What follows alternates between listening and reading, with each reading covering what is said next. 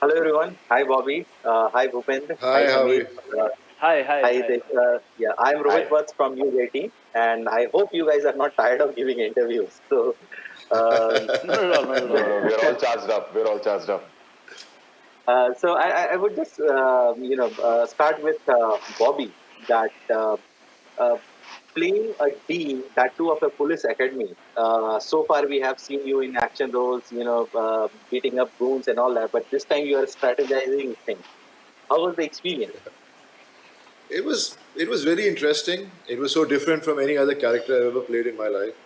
Away from all the the commercial aspects of a script. So it was very exciting. And that's the reason why I agreed to do this film because I love my character, the graph of the character, the way his relationship is with his family, with the police, with the society, his fight against the society, his own turmoils. You know, it is a very real character, and that's what I liked about it.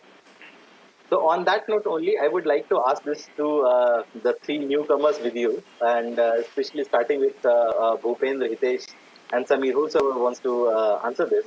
That we all, like including you and me, we have a certain image of Bobby Deol, and but when we Right. see Bobby Deol so restrained, how did you feel? Like while shooting with him, and after completing the film, how did you feel? Can't hear you. I can't hear So you. before the film, like before the filming of the scene, it would feel like, oh, I'm standing with Bobby Deol. Oh my God, I'm standing with Bobby Deol. I'm meeting Bobby Deol, and that's the whole atmosphere. But sir, once it's action, it became two actors. It became the character of the Dean, and it became the character that I was playing.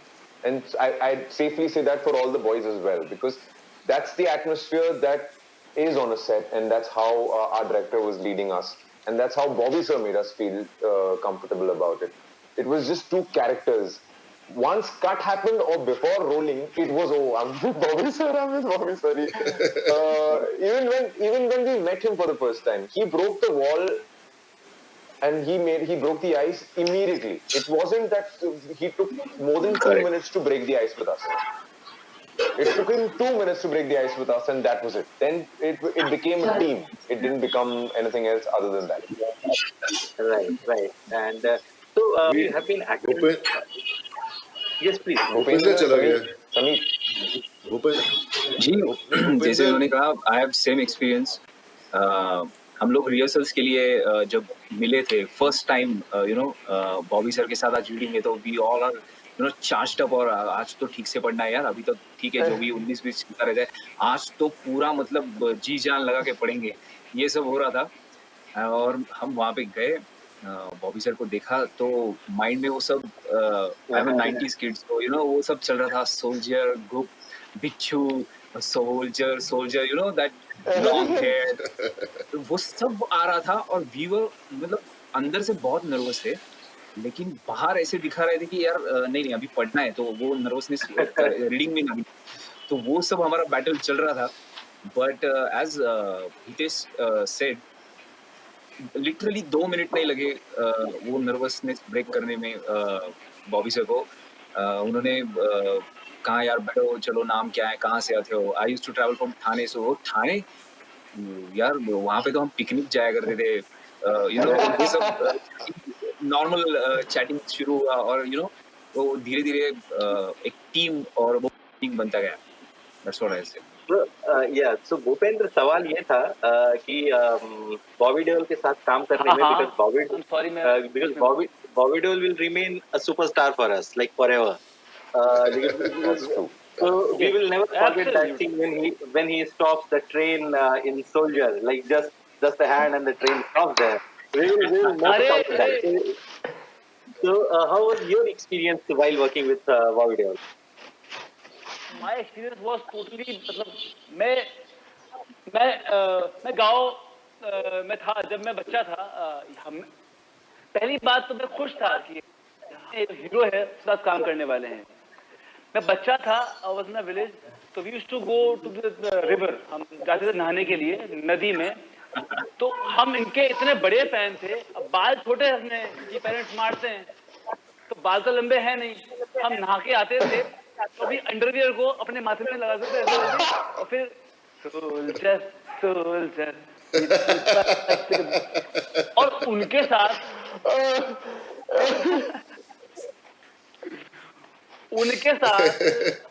Gate खुलता है, first day of reading, वो सामने बैठे हुए हैं और वो नहीं ये हो नहीं सकता, वो तमाम बातें जो वो जो वो जो वो जो वो जो हमने हमने देखा है ना अपने बचपन में, वो सब कुछ सामने था। बॉबी देओल हमारे सामने थे, और वही वो जो अंदर से तो बड़े ही नर्वस फैन मोमेंट, लेकिन बाहर से तो दिखा रहे थे कि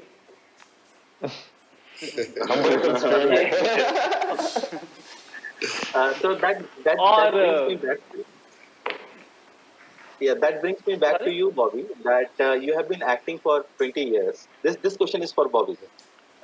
That you have been acting for so many years. So when these newcomers came in front of you, even if they tried to look serious and like behave like an actor and all that, you would have figured out like these people are new. So you must have done something to break the wall. नहीं पता क्या, मैं पहले भी बताया था पहले interview में कि मैं भी बहुत नर्वस था, क्योंकि ये सब ना नए लड़के हैं, Dev come from theatre, Dev studied acting in a different way, और हम लोग उस ज़माने से हैं। मेरे को 25 साल हो गए इंडस्ट्री में, तो हमने कभी उतनी ट्रेनिंग की नहीं थी जब शुरुआत की थी। तो ये एक नया, मेरे लिए भी एक नया दौर में एक नया चैप्टर है लाइफ में। और जिस दिन ये आए सब मेरे साथ बैठकर रीडिंग करने के लिए, मैं भी उतना ही नर्वस था। मतलब मैं इतना नर्वस था कि कहीं ये ना सोचे अरे बॉबी से तो लाइन बोली नहीं जाती, बॉबी क्या है यार, ये हमारी तो सोल्जर की इमेज थी, ये था ट्रेन रोक देता है और ये तो डायलॉग नहीं बोल पा रहा। तो मेरे दिमाग में वो सब चल रहा था। लेकिन आहिस्ता आहिस्ता मुझे भी पता है ये नर्वस है, और मुझे पता है कि मैं भी एक बार न्यू कमर था, तो मेरे साथ जो सीनियर एक्टर होते थे वो हमेशा मुझे कंफर्टेबल करने की कोशिश करते थे। और मैंने भी काफ़ी न्यू टैलेंट के साथ पहले भी काम किया, लेकिन इस बार तो जितने भी मेरे साथ काम कर रहे थे उस टेबल पे बैठे थे सब नए लड़के थे। तो मैंने ऐसे ही बस मस्ती मजाक, मैं बहुत चिल्ड आउट हूँ, मैं कभी कुछ ऐसा नहीं, मैं I don't like anyone to feel uncomfortable. तो हम लोग बस थोड़ी बहुत मस्ती मजाक कर रहे थे, और मैं बोल रहा था अरे यार तुम लोग तो कमाल हो, ताकि उन लोग को ये ना लगे कि उन लोग ठीक नहीं फील कर पा रहे। तो इट वाज वेरी इजी यार, इट वाज लाइक दिस, बस एक ही दिन में हम सब ठीक हो गए थे। फिर मैं इनसे बोल रहा हूँ यार ये डायलॉग याद नहीं, so they are helping me, sir इस लाइन को ना आप यहाँ से ऐसे ब्रेक करके ऐसे बोल लो, सर आप इसको ऐसे कर लो। It was just fun sitting with them and going through the lines. And that also brings me to this point that this is your digital debut, like, and digital is a very different medium than films. Like films may you have full concentration, it's a cinema hall, there is a legacy, but on OTT there is nothing like that. Like it's a very different world in terms of audience consumption style. So Yeah. so were you into double mind about that? Not really, because हम सब लोग बैठकर देखते हैं OTT platform पर, Netflix पे कितनी फिल्में देखते हैं। हम लोग खुद कभी डिस्कस भी कर लेते थे शूटिंग के टाइम कि ये फिल्म देखी आपने, ये फिल्म देखी। तो डेफिनेटली नेटफ्लिक्स की दुनिया अलग है, मतलब OTT प्लेटफॉर्म की दुनिया अलग है, देखने का तरीका अलग है। और हम जब देखते हैं उस पर तो हम आराम से पॉज कर सकते हैं, फिर कोई काम हो गया तो करके फिर वापस देख सकते हैं। तो ऐसी आदत पड़ गई है कि हमारा कंसंट्रेशन फिल्म से जाता नहीं है, क्योंकि एक नॉर्मल सी एक हैबिट हो गई है अभी।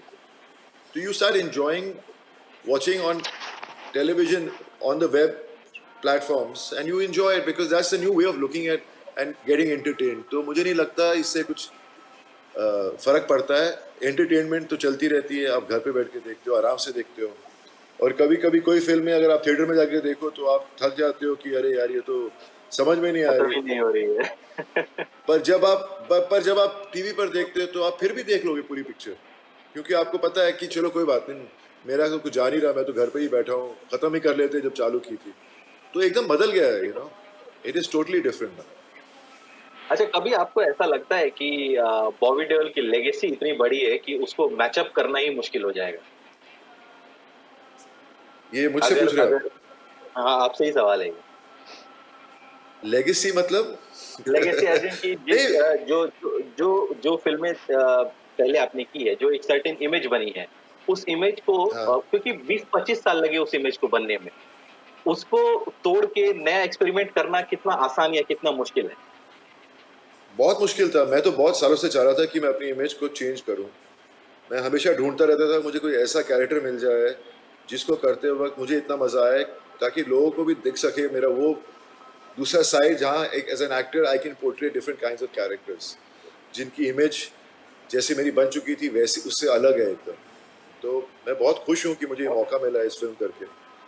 और खुशी इस बात की भी हो रही है कि जिन जिन लोगों ने देखी है फ़िल्म उनको मेरा काम पसंद आ रहा है। तो मैं बहुत बहुत ही खुश हूँ कि मेरा गोल था, जो मेरा एम था कि मैं अपने इमेज को बदल दूँ और अलग कैरेक्टर्स करूँ, ताकि मुझे वैसे फिर ऑफ़र्स आएँ। बस मैं 21 तारीख का वेट कर रहा हूँ कि पूरी दुनिया देखे, बाकी दूसरी देशों के लोग भी देखें बैठकर, और उनका ध्यान मुझ पर ही नहीं, बाकी ये तीनों पर भी जाए, बाकी जितने एक्टर्स हैं उन पे भी जाए, क्योंकि इन सब ने इतना अच्छा काम किया है। तो पूरी हाँ, फ़िल्म की काम केमिस्ट्री तो है कि पूरी फ़िल्म की केमिस्ट्री ये है कि हर एक कैरेक्टर असली लगता है। और इन यंग बॉयज़ ने इतना अच्छा काम किया है कि ये फ़िल्म देख के मेरे को पूरा यकीन है कि इन सबको बहुत और नोटिस करेंगे लोग और काम मिलेगा। और फ्यूचर में आप इनसे बात कर रहे होंगे, देखा सर आपकी लेगेसी वहाँ से शुरू हुई थी और आज आप मेरे से बात कर रहे हैं। अच्छा, ये इट्स अ सवाल ये हितेश, भूपेंद्र और समीर के लिए है कि क्या प्रिपरेशन की, क्योंकि अंडरवर्ल्ड के ऊपर बेस्ड फिल्म है, एक हुसैन जैदी की किताब पर बेस्ड है। अतुल सवर्ण बहुत नुआंस डायरेक्टर्स हैं, उस डायरेक्टर में से हैं उस हिसाब से, क्योंकि पहले औरंगजेब, उससे पहले पाउडर, तो उनका अंडरस्टैंडिंग एक सर्टेन तरीके का है। आप लोगों का क्या प्रिपरेशन था, क्या किया?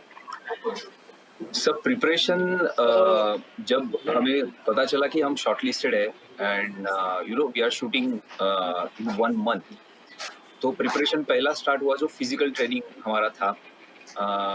और फिर पुलिस ट्रेनिंग का जो पार्ट हमने किया, बिकॉज पासिंग परेड का जो सीक्वेंस आप देखते हो फिल्म में वो है, या फिर गन्स चलाना। We are playing encounter specialist, so you know वो ईज होना चाहिए while handling the weapons. So उसके लिए हमें ट्रेन किया गया फॉर 1 मंथ ऑलमोस्ट। तो it was very hectic schedule. हम सुबह 6 बजे स्टार्ट करते थे, हमारा फिजिकल ट्रेनिंग जिम होता था। उसके बाद हम जाते थे पुलिस ट्रेनिंग के लिए, जहाँ पे हमें ये सब चीज़ें बताई जाती थी। सैल्यूटेशन, वर्दी जब आपके, और ये मुझे लगता है कि कैरेक्टर या फिर कोई रोल करने से ज़्यादा एक रिस्पॉन्सिबिलिटी थी, क्योंकि आप मुंबई पुलिस की वर्दी आप पहन रहे हो। तो ये आपको हमेशा ध्यान रखना है कि it is not about only you और only an actor, it is about that वर्दी as well. So you know वो सब मैनरिज़म्स जो है वो सीखने के लिए हमें टाइम लगा और वो हमें ट्रेनिंग दी गई। सो वो ट्रेनिंग हुआ, उसके बाद ये रिहर्सल्स, रीडिंग्स और ये सब चलता रहता था। सो मुझे लगता है कि काफ़ी अच्छा एक्सपीरियंस था। मतलब ये अभी 21 को रिलीज़ होगी, दैट्स द डेस्टिनेशन, बट ये ओवरऑल जर्नी जो था, I will definitely cherish it throughout my life. Bhupendra, आपका कैसा रहा इस मामले में जी, experience, apart from like training की बात तो उन्होंने कर ली? हाँ, जैसा कि समीर ने कहा कि ट्रेनिंग हमारी बड़ी रिग्रेस थी पूरे टाइम। ट्रेनिंग के बाद जब हम स्क्रिप्ट पे आए, तो मैं पर्सनली ये मानता हूँ कि क्योंकि हमें कहा गया था कि ये एक पीरियड फिल्म है, तो एक तरह का दौर है, 80 का दशक है। किसी भी तरह के कैरेक्टर को, किसी भी तरह के फिल्म को, जब आपको ऐसा रोल मिलता है तो एक्टर के लिए जानना बहुत जरूरी है कि उस वक्त देश में क्या घट रहा है। यू नो, अगर मैं एक 80 की एक पीरियड फिल्म कर रहा हूँ, तो मेरा पहला काम ये था, मैं गया इंटरनेट पे और मैंने उस वक्त की कुछ किताबें, और उस वक्त देश में क्या घटता था। 80 का दशक था, जस्ट खत्म हुई इमरजेंसी, देश फिर से अपने अपने हालातों में स्टेबल होने की कोशिश कर रहा है, और उसी हालातों में मुंबई में, आई थिंक मुंबई में नहीं, पूरे देश में ही ये मिल वर्कर्स और मिल मजदूर के ऊपर क्या हो रहा था। वो काम, क्योंकि बेरोजगारी इतनी थी, बेरोजगारी बहुत बुरी तरीके से थी। एक देश की स्थिति को आप जान लो, उस पीरियड की स्थिति को आप जान लो तो आपका कैरेक्टर और उसकी बॉडी वैसे ही काम करना स्टार्ट कर देती है, ऐसा मेरा मानना है। और यही हुआ क्योंकि 80 का दशक था, उस वक्त की बहुत सारी चीजें अपार्ट फ्रॉम स्क्रिप्ट मैंने पढ़ी, और वो हालांकि वो चीजें आपके कैरेक्टर्स में काम नहीं आएगी, पर वो काम आती है, वो कहीं ना कहीं वो आप कितना समझते हो उस चीज को, उस दौर को, क्योंकि आज मैं हूं, इस देश में क्या हो रहा है इसका असर मुझ पर पड़ता है ना। वो जो पड़ता है वही मेरा कैरेक्टर है, अपार्ट फ्रॉम कि मैं कैसे खाता हूँ, कैसे बैठता हूँ, कैसे सैल्यूट करता हूँ, कैसे बंदूक चलाता हूँ, पर मैं एस शुक्ला जो कैरेक्टर है मेरा, आधा ईमानदार आधा झूठा, इस तरह के लोगों जो थोड़े से ग्रे होते हैं, उनके लिए पूरे माहौल को जानना बहुत इंपॉर्टेंट होता है। तो हाँ, मैंने स्टार्ट 80 के दशक को जानने से किया था, और फिर मैं स्क्रिप्ट पे आया और फिर चीजें वर्कआउट हुई। Hitesh. So I completely agree. मेरे दो काबिल कह दिया है सब कह दिया इन्होंने, but sir actually for me it started with, ये शुरुआत एक्चुअली हुई कास्टिंग डायरेक्टर से, मिस्टर अभिमन्यु रे। उन्होंने जो माहौल और जो दशक हमें हमारे लिए सेट किया, he didn't like for the audition itself we had to start. So I think the first seed of the character was shown into us by Mr. Abhimanyu Ray and the director Mr. Atul Sabharwal. It starts from there, that we auditioned looking the characters. We got our haircuts done, we got our makeup done. Vikram Gaikwad sir was there for the auditions. We were getting a proper era-based, character-based makeup for an audition. We had there was a lot of effort from the word go. So whether we got selected or not, वो तो secondary था, पर आप character तभी से बन रहे हैं। वो वही, like kudos to the director and kudos to the casting director to start with such a process. Right. And then it's the director's vision saying, this is what it is. Your script is your Bible. Whatever you need is here. And any other questions you have, we've always had Atul sir to fall back upon. Right. So, yeah, just to push that's what I felt about. Right. Other than what my friend said, because we all were doing all of that. You guys have mostly explained it, and so coming back to you, Bobby, that Bollywood is not known for many established actors playing age-appropriate roles, but now many of them have started doing it. So with this film, you are also getting into that zone. So what do you think about? Like, what's your view about it? I